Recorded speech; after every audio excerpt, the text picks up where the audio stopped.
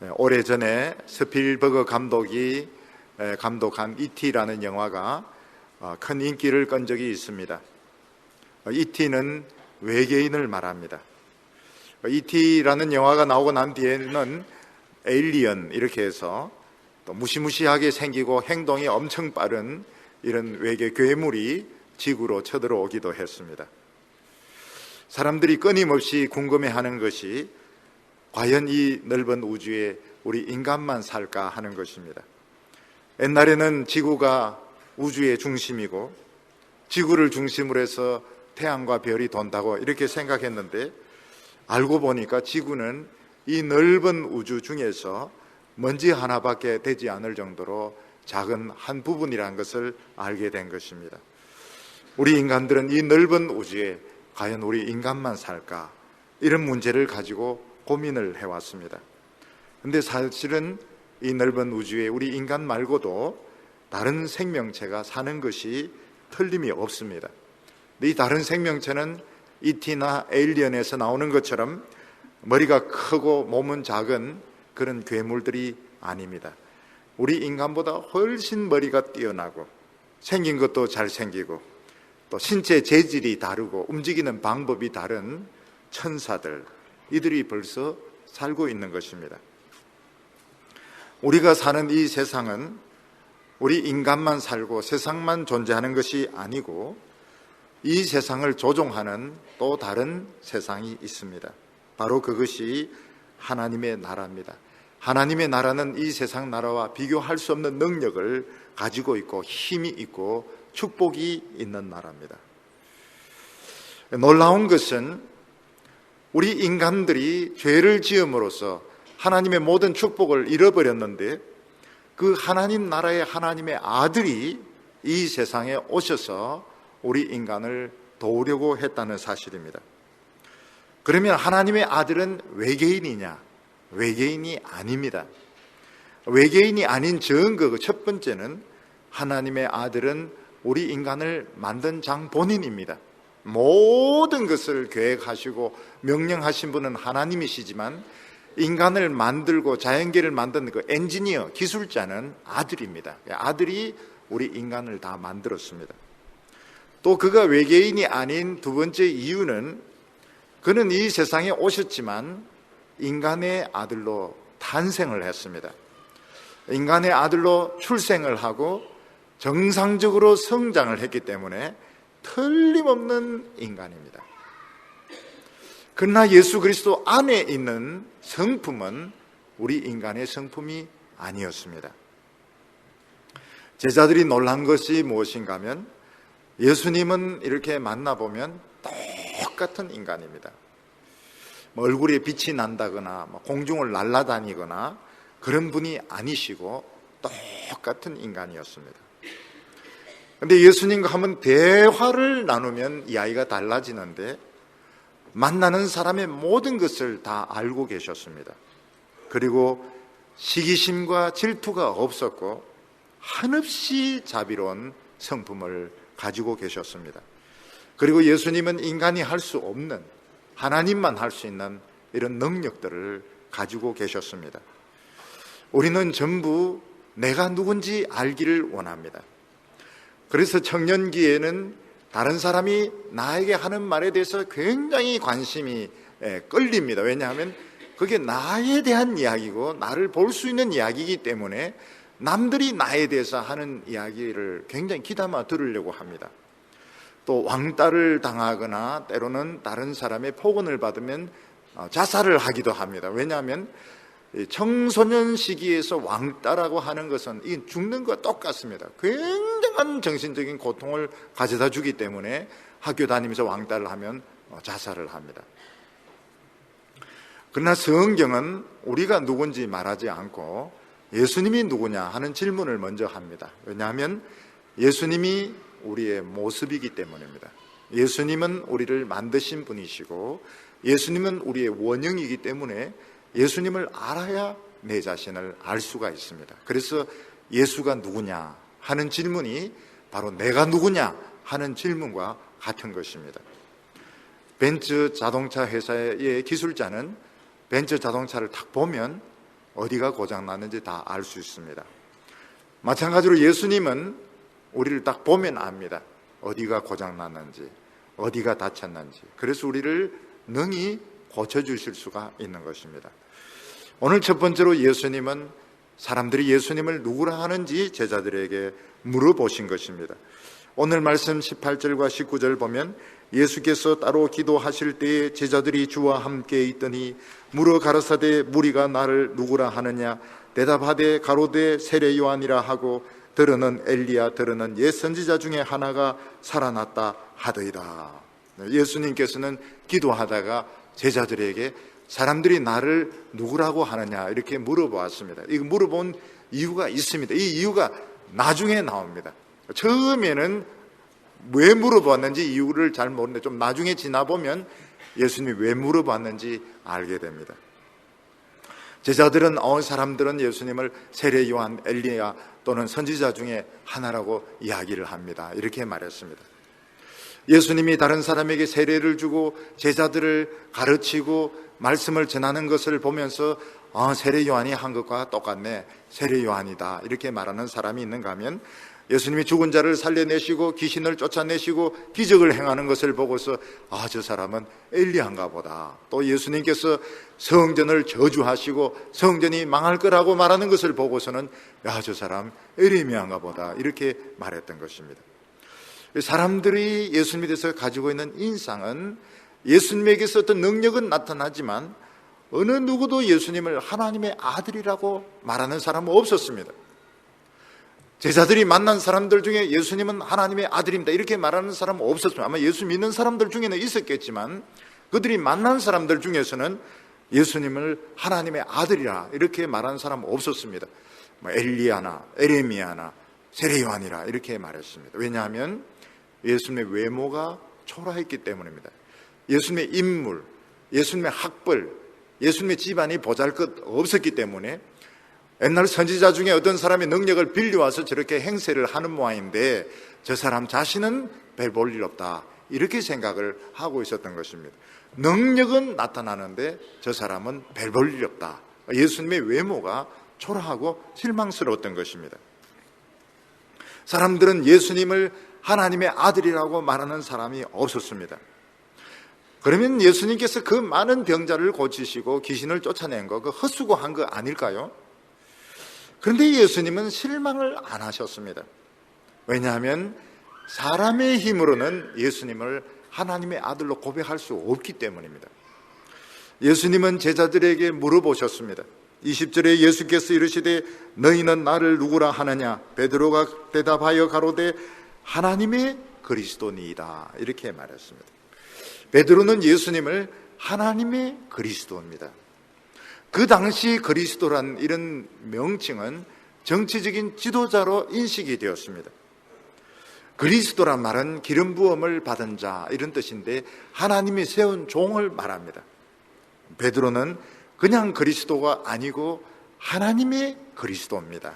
다른 성경의 마태복음에 보면 하나님의 아들 그리스도입니다 이렇게 고백을 하고 있습니다. 이스라엘 선지자들이 제일 이해하기 어려웠던 것이 무엇인가 하면 왜 앞으로 오는 기름 부음 받은 자는 고난을 받아야 되는가 하는 것입니다. 그분은 근본이 태초고 그분은 영원부터 계신 분인데 그분이 왜 고난을 받아야 되는가? 이게 이사야라든지 구약 선지자들이 풀지 못한 난제 중에 난제였습니다. 왜 하나님의 아들이 이 세상에 와야 되는가? 왜 우리의 인간의 어려움을 해결하는데 굳이 하나님의 아들이 와야 되는가 하는 것이었습니다. 그것은 인간의 죄의 문제가 간단하지 않아서 그런 것입니다. 인간의 모든 불행의 원인은 우리가 하나님을 대적하는 그런 죄에 있습니다.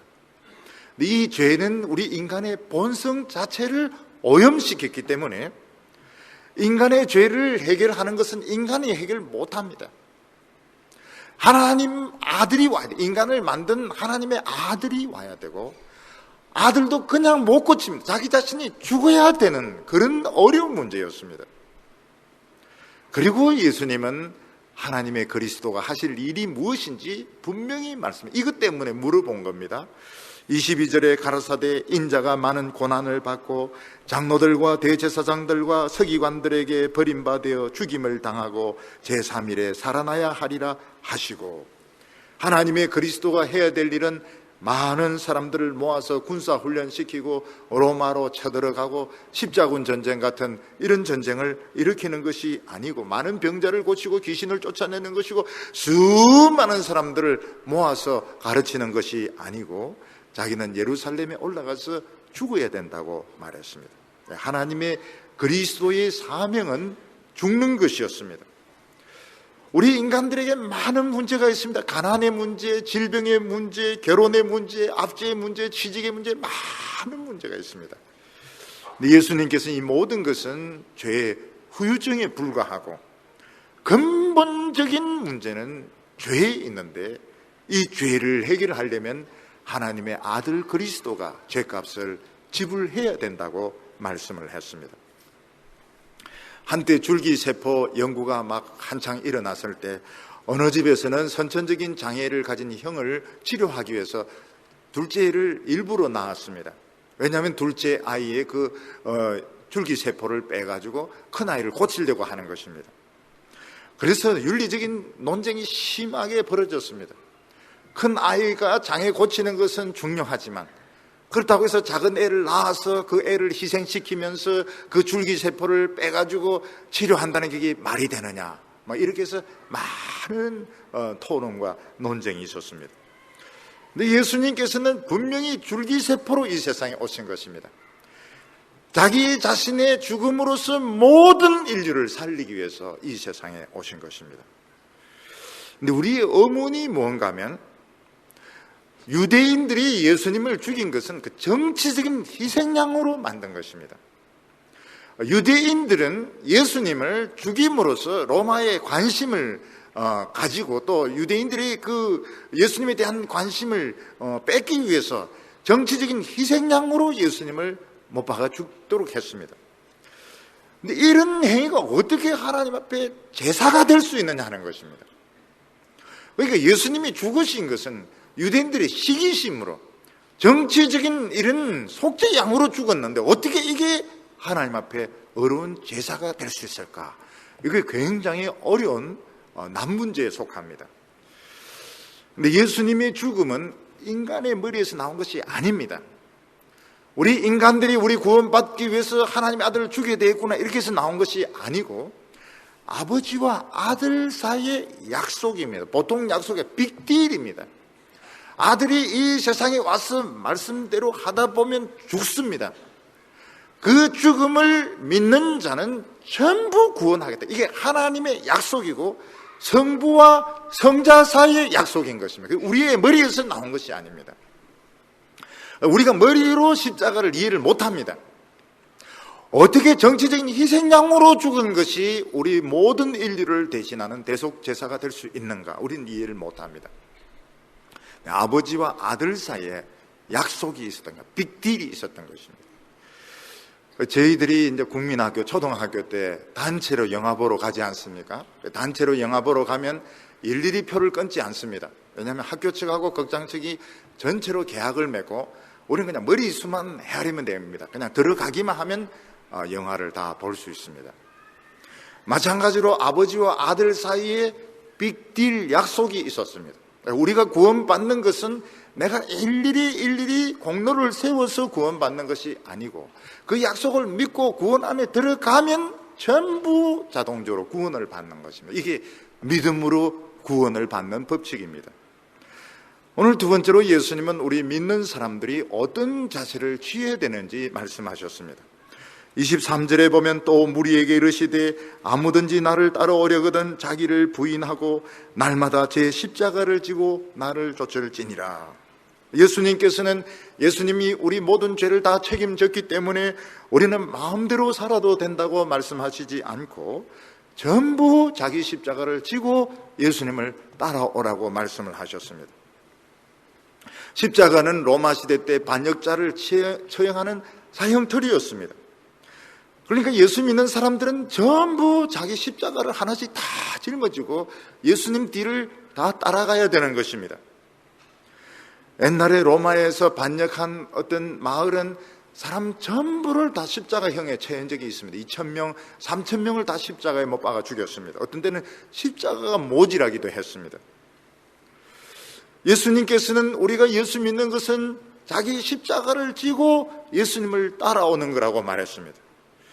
이건 참 너무나도 끔찍한 이야기입니다. 우리 전부 예수님도 자기 십자가 지고 가고 우리도 십자가 지고 예수님을 따라가서 이제 처형을 당하게 되는 건데 왜 예수 믿는 것에 대해서 이렇게 끔찍하게 말씀하셨을까 하는 것입니다. 여기서 우리가 생각해야 될 것은 우리가 예수 믿는다 하는 것은 기독교 안에서 내 자신을 완성시키고 어떤 뜻을 실현하는 것이 아닙니다. 우리가 예수 믿는다고 하는 것은 예수님과 내 자신의 신분을 바꾸는 것입니다. 하나님께서 무엇을 말씀하셨는가 하면 십자가에 못 박혀 죽은 예수를 하나님의 아들이라고 믿는 사람은 우리가 죽은 것으로 인정을 해버리는 것입니다. 우리는 죽어서 없어지게 되는 것입니다. 몽테크리스토라는 그 소설을 보면 그 주인공이 나폴레옹의 편지를 한번 잘못 전달하는 바람에 업무에 걸려가지고 이 바위 섬으로 된 그 감옥에 갇혀서 있습니다. 거기서 한평생 못 나오는데 어느 날 구멍을 뚫고 올라온 그 신부님을 만나게 됩니다. 그래서 그 신부님으로부터 검투를 칼 쓰는 법을 배우게 되고 지식을 배우게 되고 나중에 나폴레옹 시대 때 감추어 두었던 그 보물이 있는 곳을 알게 되는데 그 신부님이 죽습니다. 그 신부님이 병들어 죽는데 그 신부님이 죽은 자루에서 시체를 꺼내고 자기가 그 자루 속에 들어가서 바다에 던지는데 그걸 찍고 나와서 몽테크리스토 백작이라는 새로운 신분을 가지고 복수를 하게 됩니다. 마찬가지로 우리가 죄의 추적을 피할 수 있는 방법이 뭔가 하면 죽어야 되는 것입니다. 우리가 살아있는 이상은 끝까지 마귀가 추적을 해서 우리의 죄를 다 들추어내게 될 것입니다. 미국에서 보면 범인 보호를 받는 사람들은 신분을 세탁을 합니다. 그래서 그 사람 죽은 것으로 치고 다른 곳에 가서 새로운 아이디를 받고 또 새로운 신분을 가지고 새로운 출발을 하게 됩니다. 그리고 우리 예수 믿는 사람들이 자기 십자가를 지고 간다 하는 것은 우리는 한번 죽는 것을 말하는 겁니다. 근데 이게 굉장히 좋습니다. 우리 청년들도 보면 지금까지 긴 인생을 살아온 것은 아니지만 지금까지 살아온 인생이 허물이 참 많습니다. 후회되는 순간도 참 많습니다. 너무너무 가슴을 아프게 하는 이런 순간도 참 많습니다. 바보 같은 짓도 많이 했습니다. 예수님 이걸 싹 없애버리는 겁니다. 싹 없애버리고 세탁을 해버리는 겁니다. 우리를 새로운 사람으로 세탁을 해버리는 겁니다. 천주교에서 보면 영세를 받으면 뭐 새 이름을 주기도 합니다. 새 이름을 주기도 하는데 그것도 좋은 것이죠. 그래서 우리가 예수를 믿으면 참 좋은 것이 뭔가 하면 완전히 과거가 세탁이 돼버리는 겁니다. 세탁이. 완전히 새 사람이 되는 겁니다. 이거를 주장을 하고 이걸 믿어야 됩니다. 나는 새 사람이 되었다. 앞으로도 계속 새 사람이에요. 우리는 계속 새 사람이에요.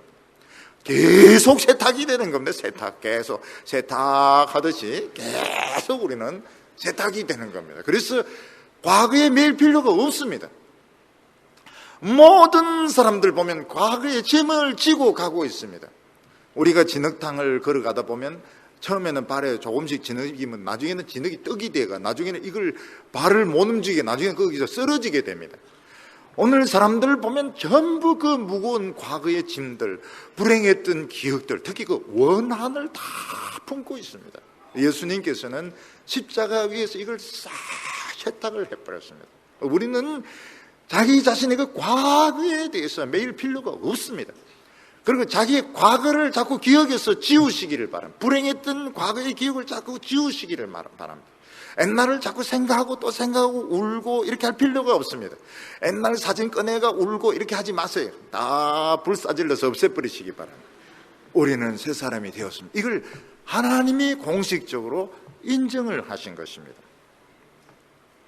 그뿐만 아니라 우리는 자기 자신을 자꾸 부인을 해야 됩니다. 우리가 어떤 사람을 미워하는 것은 저 사람이 틀림없이 잘못했다고 믿기 때문에 계속 미워하는 것입니다. 그러나 우리는 절대적이지 않습니다. 내가 오해했을 수도 있다. 저 사람에게 다른 사정이 있을 수도 있다. 이렇게 생각하면 밉지가 않습니다.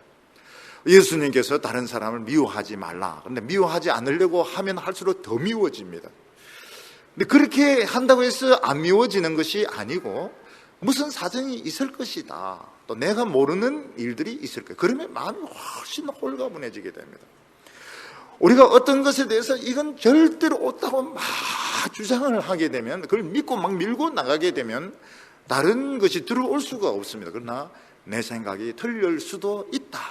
이렇게만 생각해도 훨씬 유연해지게 되는데, 우리가 우리 자신을 부정하면 부정할수록 하나님의 능력이 막 밀려오게 됩니다. 하나님이 우리에게 고난을 주시는 이유가 무엇인가? 내 고집, 내 자존심, 이걸 꺾으려고 하는 것입니다. 나중에 인생 밑바닥에 내려가면 뭐라고 말? 하나님, 난 아무것도 아닙니다. I'm just nothing. 하나님, 저는 아무것도 아닙니다. 그 고백이 나올 때 하나님 뭐라고 말? 너는 나의 모든 것이다. 너는 나의 가장 소중한 사람이다. 이러면서 축복을 하시는 것입니다. 그래서 자기 자신을 자꾸 이렇게 부정하는 훈련을 받는 것이 굉장히 중요합니다. 집착을 하면 할수록 우리의 마음은 강팍해지게 되고 하나님의 능력은 못 들어오게 됩니다.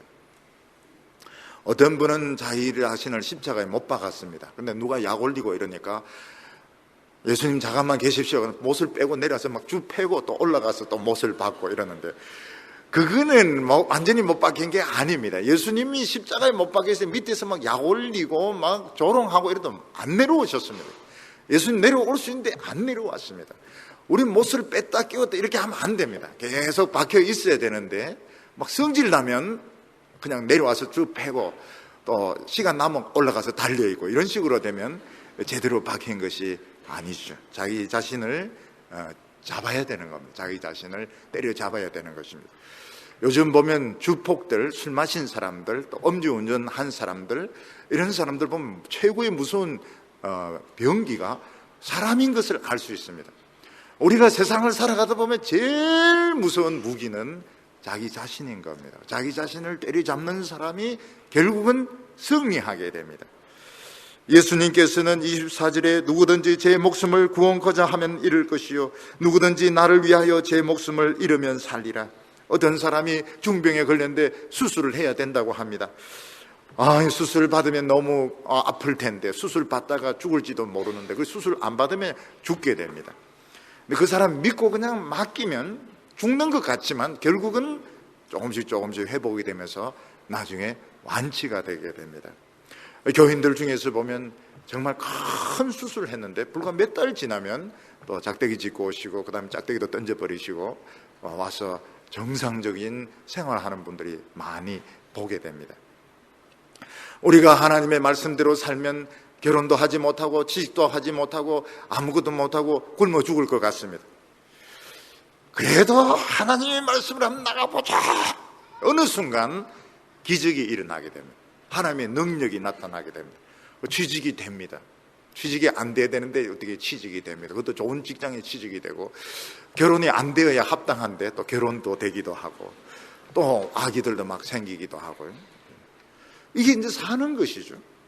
근데 그게 이제 무서워가지고 그냥 대충 믿는 둥 마는 둥 하고 열심히 세상을 따라가다 보면 어느 순간 죽어 있습니다. 왜냐하면 하나님의 능력이 없기 때문에.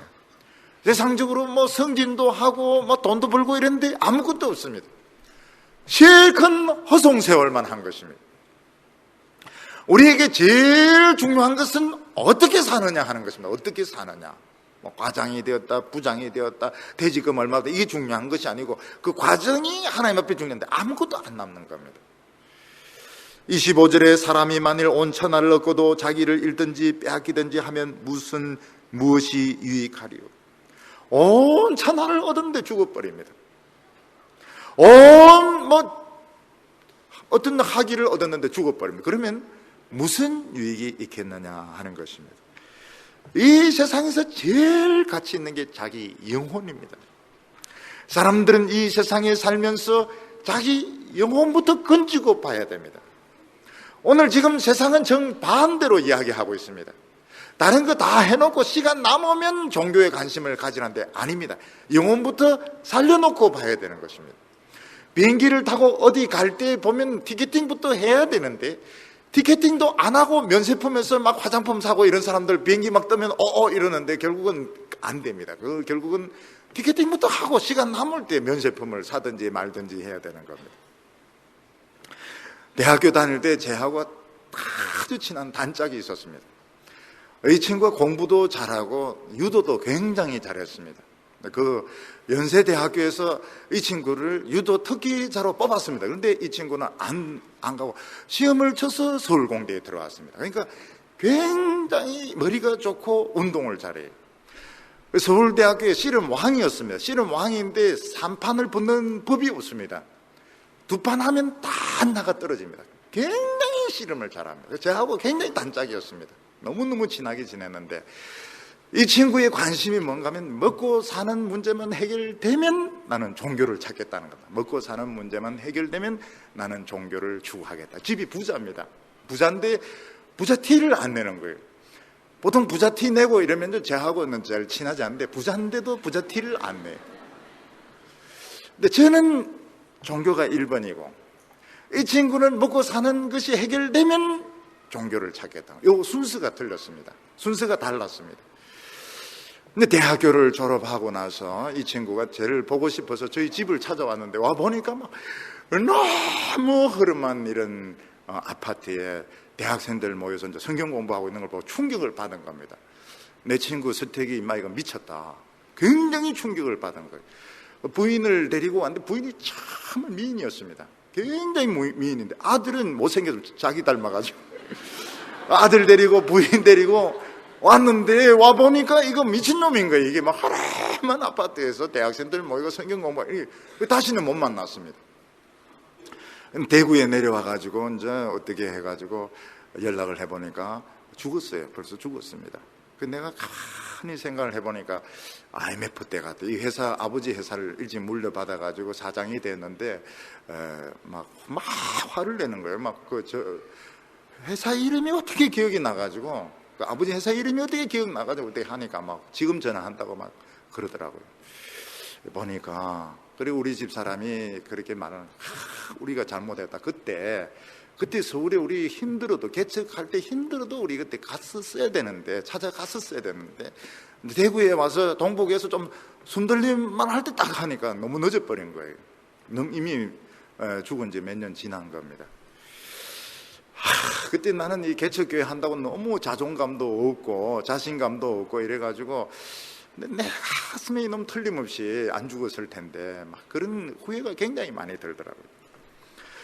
아무리 좋은 학교 나오고 아무리 돈 많이 벌어도 그 영혼을 잃어버리면 소용이 없습니다. 영혼부터 먼저 딱 챙겨야 되는 겁니다. 영혼 따라오게 돼 있습니다.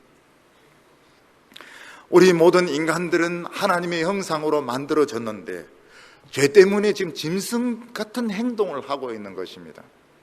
성추행을 하거나 술 마시거나 죄 짓는 사람들은 보면 짐승보다 못하죠. 근데 그 영혼이 치료가 되면 다시 천사처럼 됩니다. 우리 교회의 성도들은 다 천사들입니다. 전부 천사, 퍼득퍼득거리는 천사들입니다.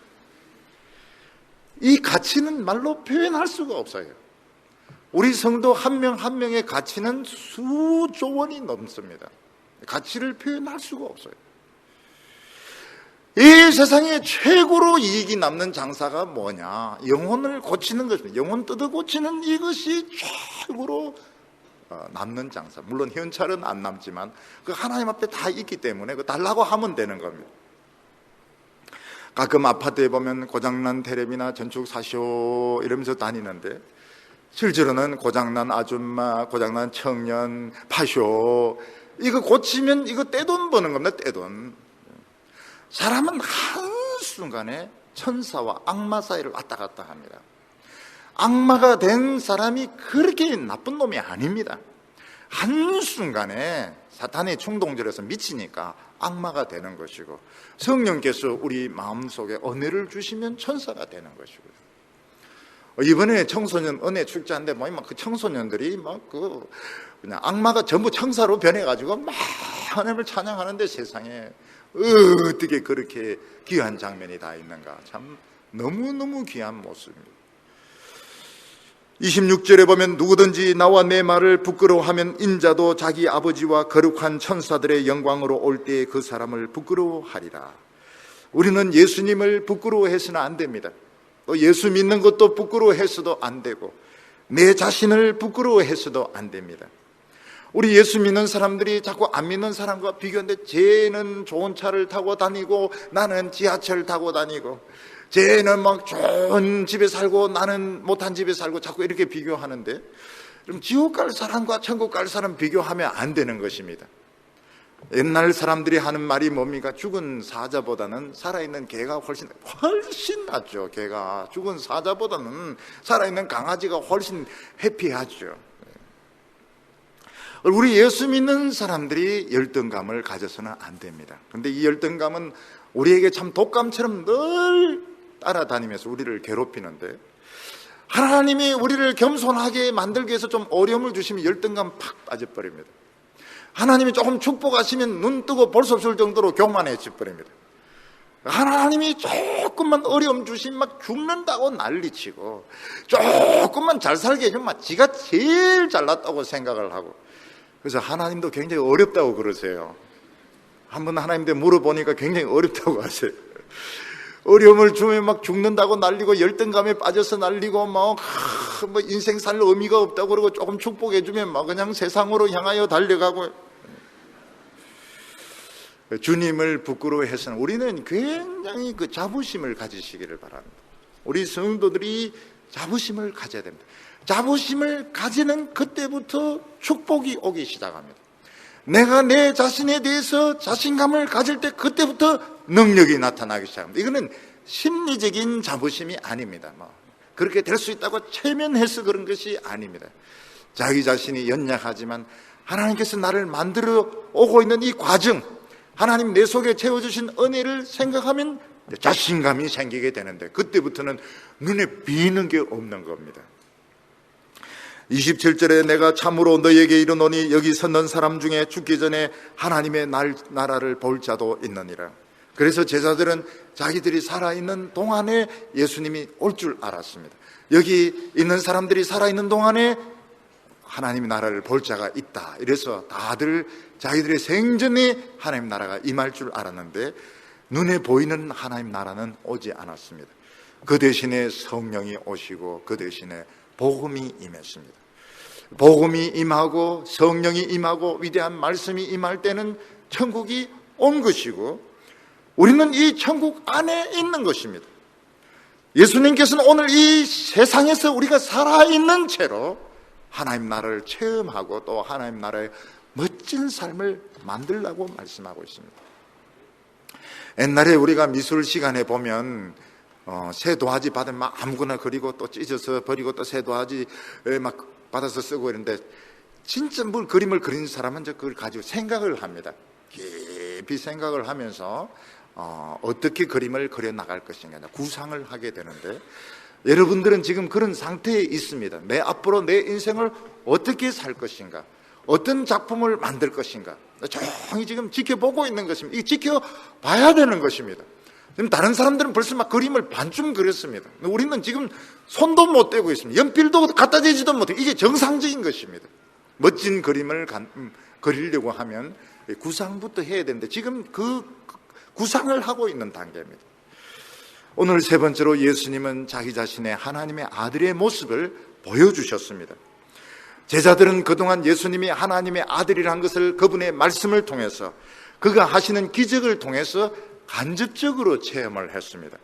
그런데 그들이 예수님이 하나님의 아들이신 걸 눈으로 직접 보게 되었는데, 그게 언젠가면 높은 산에서 변화되었을 때의 모습이었습니다.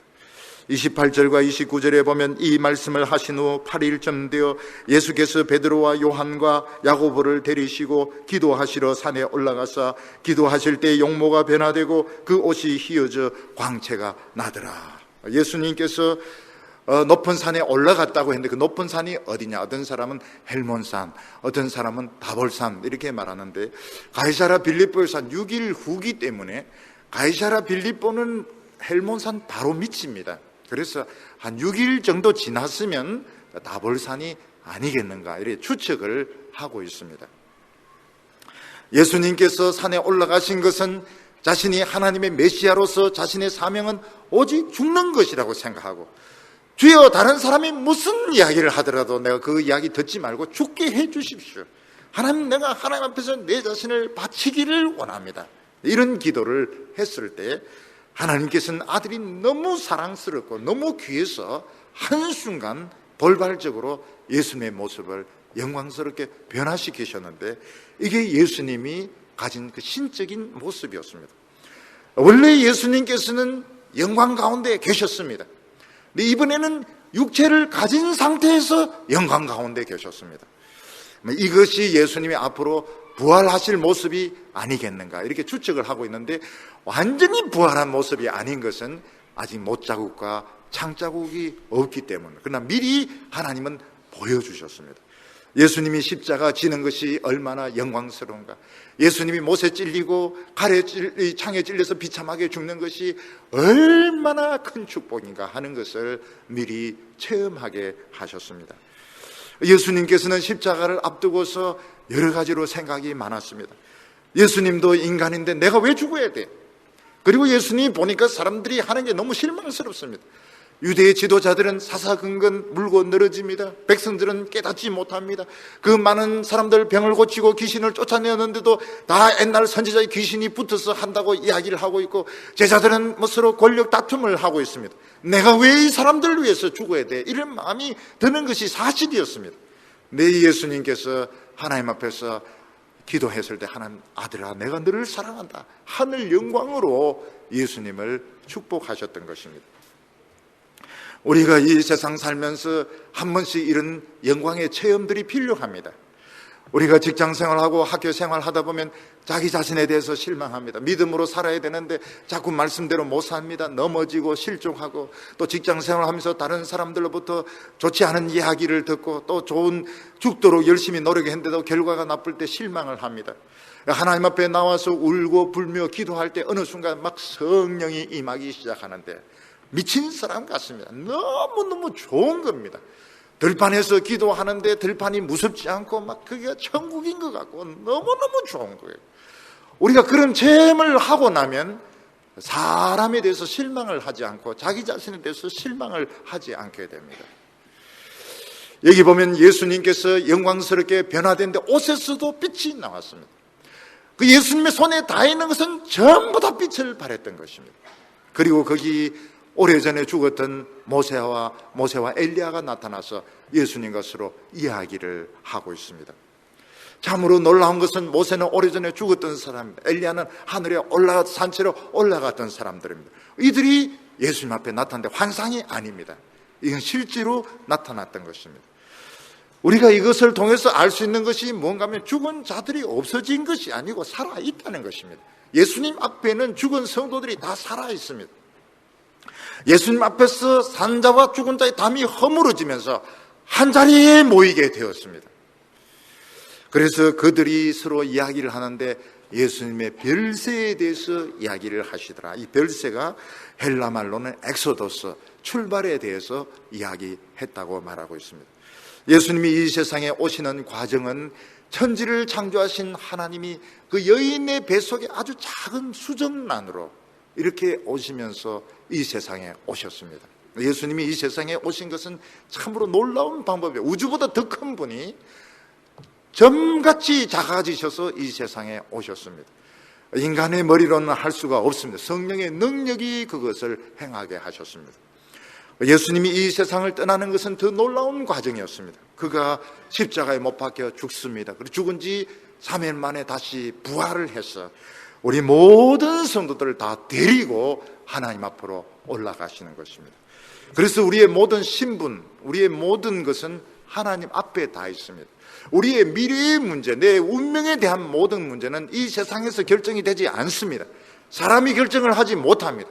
하나님의 보좌 앞에서 하나님이 결정을 내리게 되는 것입니다.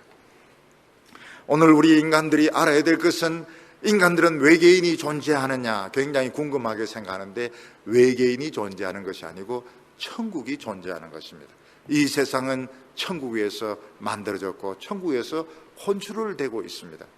예수님께서는 이 세상에 오셔서 우리 인간을 만든 자로서 우리 모든 죄를 다 책임을 지셨습니다. 우리 이걸 믿으면 됩니다. 이해하려고 했으면 안 됩니다. 믿어버리면 되는 겁니다. 십자가에 못 박이신 분이 하나님의 아들이라는 걸 믿는 순간 우리는 죽습니다. 과거가 세탁이 되게 됩니다. 우리는 내 생각을 절대적이라고 생각하지 마시길 바랍니다. 세상 사람들이 아무리 이야기해도 모든 것은 성경대로 이루어지게 되어 있습니다. 여러분, 자기 자신을 부끄러워하지 마시기를 바랍니다. 예수님을 부끄러워하지 마시고 자기 자신을 부끄러워하지 마시고 열등감을 가지지 마시기를 바랍니다. 오늘도 하나님께서 여러분들의 마음속에 성령의 충만을 주셔서 더 이상 자기 자신에게 실망하지 않고 세상에게 실망하지 않고 하나님만 바라보면서 나가는 믿음의 형제 자매들 다 되시기를 축원합니다. 기도드리겠습니다. 거룩하신 하나님 아버지, 방향을 잃어버리고 멸망으로 가고 있는 이 세상을 살리기 위해서 하나님의 아들이 이 세상에 오신 것을 믿습니다. 하나님의 아들이 비참하게 죽으심으로 우리는 죄에서 풀려나게 되었습니다. 주님이시여, 오늘 이 시간 저희들이 예수 믿는 것을 부끄러워하지 말게 하여 주시고 주님으로 인하여 고난받는 것 부끄러워하지 말게 하여 주옵소서. 나를 인하여 죽는 자는 살고 살고자 하는 자는 죽는다고 말씀하셨습니다. 주님이시여, 저희들이 끝까지 하나님을 붙들고 살게 하여 주시옵소서.